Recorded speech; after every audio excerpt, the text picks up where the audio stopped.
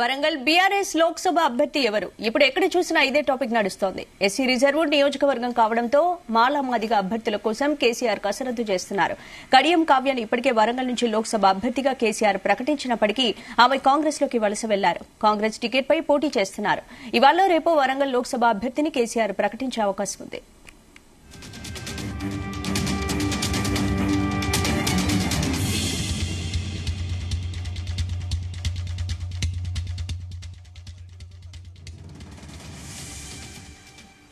ఇదే అంశానికి సంబంధించి పూర్తి అప్డేట్స్ మా బ్యూరో చీఫ్ నరేందర్ అందిస్తారు. నరేందర్, వరంగల్ బీఆర్ఎస్ లోక్సభ అభ్యర్థిగా ఎవరికి ఎక్కువ అవకాశాలున్నాయి, ఎవరు పోటీలో ఉన్నారు?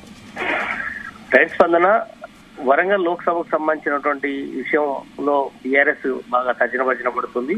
ఇప్పటికే గులాబీ బాస్ ఎవరిని ఎంపిక చేస్తే అక్కడ గెలుపు అవకాశాలు ఎక్కువ ఉన్నాయనే అంశం మీదనే వడపోత పోస్తున్నారు. రీసెంట్ గా లోక్సభకు సంబంధించిన 17 మంది అభ్యర్థులను ఇప్పటికే ఖరారు చేస్తున్నారు. కానీ కడియం శ్రీహరితో పాటు కడియం కావ్య కూడా ఇద్దరు కూడా పార్టీ మారడం, పార్టీకి రాజీనామా చేసి కాంగ్రెస్ పార్టీలో మనం చేరినటువంటి విషయాన్ని మనం చూసాం.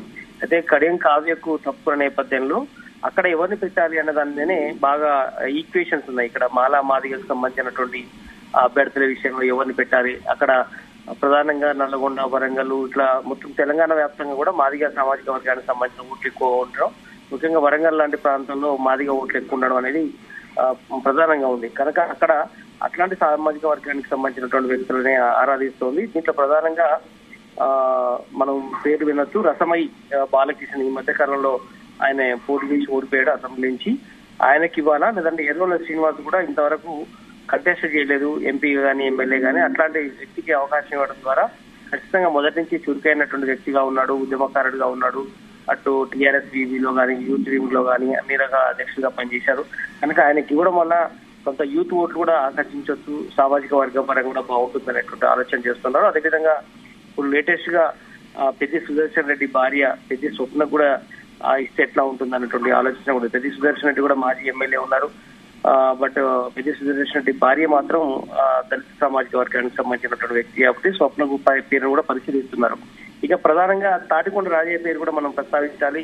ఆయనే గతంలో బీఆర్ఎస్ ఎమ్మెల్యేగా, డిప్యూటీ సీఎం గా కూడా పనిచేసినటువంటి అనుభవం ఉంది. కానీ ఆయన పార్టీ మారాడు, ఈ మధ్యలో పార్టీకి రాజీనామా చేసి ఆయన తటస్థంగా ఉన్నాడు. కాంగ్రెస్ లో సీఎం కూడా కలిసి వచ్చాడు, కానీ అక్కడ వివిధ కారణాల వల్ల మళ్ళీ ఆయనే వెనక్కి వస్తున్నట్టుగా తెలుస్తోంది. బట్ ఇప్పటికే పార్టీలోని సీనియర్ లీడర్ హరీష్ రావు గానీ కేటీఆర్ ఆయనతో చర్చలు జరుపుతున్నారు. మళ్ళీ ఆయన ఇంత కాంగ్రెస్ లో కండవ ఒప్పుకోలేదు కాబట్టి తిరిగి సొంత గూటికి రావమని చెప్పే ప్రయత్నం చేస్తున్నారు. ఒకవేళ ఆయన కనుక వస్తే తాటికొండ రాజయ్యకు పార్టీ టికెట్ ఇచ్చి వరంగల్ లోక్సభ అభ్యర్థిగా పోటీ చేయిస్తే ఎట్లా ఉంటుంది అనేటువంటి ఆలోచన కూడా చేస్తున్నారు.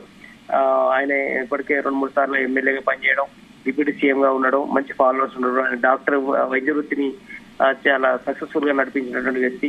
కనుక ఆ మధ్యకాలంలో కడియం స్పీయర్ కి ఈయనకు టికెట్ ఇచ్చే విషయంలో పెద్ద ఇష్యూ జరిగింది అసెంబ్లీ ఎన్నికల ముందు.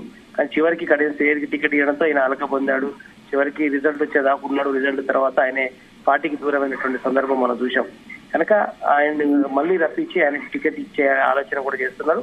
చివరికి అత్యధికంగా మాత్రం ఎర్రుల శ్రీనివాస్ కు అదేవిధంగా తాటికొండ రాజయ్య మధ్యనే ప్రధానంగా టికెట్ ఊగిసలాట ఉంది. ప్రధానంగా దళిత సామాజిక వర్గంలో ముఖ్యంగా మాదిగ సామాజిక వర్గానికే ప్రధానంగా టికెట్ ఇవ్వాలనేటువంటి ఆలోచన అయితే చేస్తుంది. ఇప్పటికే ఇక్కడ మనం చూసాం కడియం శ్రీహరికి సంబంధించినటువంటి ఇష్యూలో కావ్యకు అక్కడ బైండ సామాజిక వర్గానికి సంబంధించినటువంటి వ్యక్తి మాదిగ కులంలో ఉపకులంగా ఉంది. కనుక మాదిగ కులానికి ఇస్తే మాత్రం అత్యధిక ఓట్లు వేయించుకోవడానికి అవకాశం ఉంటుంది అనేటువంటి ఈక్వేషన్ కూడా చూస్తున్నారు. బీజేపీ కూడా అదే తరహాలో ఉంది కాబట్టి ఖచ్చితంగా ఇక్కడ ట్రయాంగిల్ ఫైట్ ఉండే అవకాశం ఉంటది. ఖచ్చితంగా ఇక్కడ ఎవరిని పెడితే బాగుంటుంది అనేటువంటి విషయం మీదనే గులాబీ బాస్ ఉంది. ఇది ఒక్క సీట్ ఒకటే పెండింగ్ లో ఉంది. దాదాపు అన్ని సీట్లు కూడా పూర్తి అయిపోయాయి. ఇప్పటికే ఆర్ఎస్ ప్రవీణ్ మనం చూసాం, అక్కడ ఆల్రెడీ నిలబడుతున్నటువంటి సందర్భం బీఎస్పీ నుంచి వచ్చాడు. అదేవిధంగా పెద్దపల్లి నుంచి కూడా ఆల్రెడీ టికెట్ కన్ఫర్మ్ అయిపోయింది. ఇక్కడ ఒకటే మిగిలింది కాబట్టి ఇక్కడ ఎవరిని దింపాలన్న దాని మీద 3-4 పేర్లు పరిశీలనలో ఉన్నాయి. కనుక ఎవరు దింపినా కూడా గట్టి ఫైట్ ఇవ్వాలి అన్నటువంటి ఆలోచనలో బీఆర్ఎస్ పార్టీ ప్లాన్ చేస్తోంది.